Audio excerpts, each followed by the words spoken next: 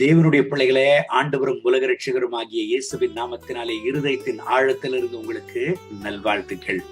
நெகேமியா 8வது அதிகாரம் 10வது வசனத்தின் கடைசி வரியை வாசித்து நாம் இந்த நாளுக்காக ஜெபிப்போம். கர்த்தருக்குள் மகிழ்ச்சியா இருப்பதே உங்களுடைய பலன் என்றான். தேவனுடைய பிள்ளைகளை, நெகேமியா கர்த்தருடைய ஜனங்களை பார்த்து உற்சாகப்படுத்துகிறார்.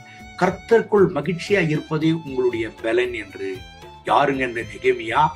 அநேக சவால்களை கர்த்தருடைய ஊழியத்திலே சந்தித்தவர். கர்த்தருடைய திட்டத்தையும் தீர்மானத்தையும் நிறைவேற்றுகிறதற்கு அநேக சவால்களை சந்தித்தவர். எத்தனை நெருக்கடிகள் வந்தாலும் பின்வாங்காமல் கர்த்தரையே நோக்கி சென்று கர்த்தருடைய திட்டத்தை நிறைவேற்றினவர். அப்படி என்னங்க செய்தாரு? எருசலேம் நகரத்திற்கு மதிலை கட்டினவர் இவர்தான். அது மாத்திரமல்ல, கர்த்தருடைய ஜனங்களை எதிரிகள் இடத்திலிருந்து பாதுகாக்கும்படியான திட்டங்களை நிறைவேற்றினவர். எத்தனை சவால்கள் வந்தாலும் பின்வாங்கவில்லை. எத்தனை போராட்டங்கள் வந்தாலும் சோர்ந்து போகவில்லை. இந்த கர்த்தருடைய தாசன் கர்த்தருடைய ஜனங்களை பார்த்து சொல்லுகிறார், கர்த்தருக்குள் மகிழ்ச்சியா இருப்பதே உங்களுடைய பலன் என்று சொல்லுகிறார். ஆமென். அன்பு தேவனுடைய பிள்ளைகளை, கடைசியில் இந்த நெகேமியானுடைய வாழ்க்கையிலும் ஊழியத்திலும் நடந்தது என்ன? ஒரு பெரிய சாட்சியாக ஆண்டவர் நெகேமியாவை இன்றைக்கும் அந்த வேத புத்தகத்தில் ஆண்டவர் வைத்திருக்கிறார். இந்த வார்த்தை கேட்கிற அன்பு தேவனுடைய பிள்ளைகளை, உங்கள் வாழ்க்கையிலும் சவால்களினோட நீங்கள் சென்று கொண்டிருக்கிறீங்களா? உங்க வாழ்க்கையிலும் கண்ணீரினோட சென்று கொண்டிருக்கிறீர்களா? சொர்ந்து போகாதீங்க. என்ன வந்தாலும், என்ன சூழ்நிலை உங்கள் வாழ்க்கையில வந்தாலும் கர்த்தருக்குள்ள இருக்கிற நம்பிக்கையை இழந்து விடாதீங்க. ஆண்டவருக்குள்ள சந்தோஷமா இருங்க.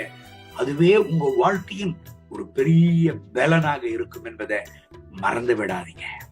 சத்துருவானவனுக்கு கர்த்தருடைய பிள்ளைகள் சந்தோஷமாக இருப்பதும் சமாதானமாக இருப்பதும் பிடிக்கவே பிடிக்காது. அதனாலதான் பயங்களையும் வருத்தங்களையும் வேதனைகளையும் கொண்டு வர அவன் முயற்சிப்பான். அவைகள் எல்லாவற்றின் நடுவில் ஆண்டவருக்குள்ள சந்தோஷமா இருங்க. உங்க வாழ்க்கையில கர்த்தருக்காக ஒரு பெரிய பலனா இருப்பீங்க.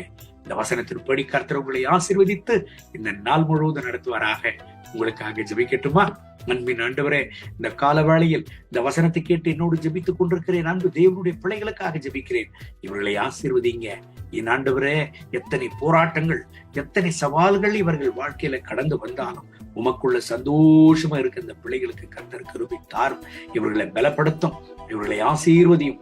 கர்த்தருடைய மனதுருக்கத்தினால இவர்களை நிரப்பி நடத்தும். எப்பொழுதும் அந்த தெய்வ பிள்ளைகள் சமாதானம் இருக்க கர்த்தர் கிருபை தாரும்.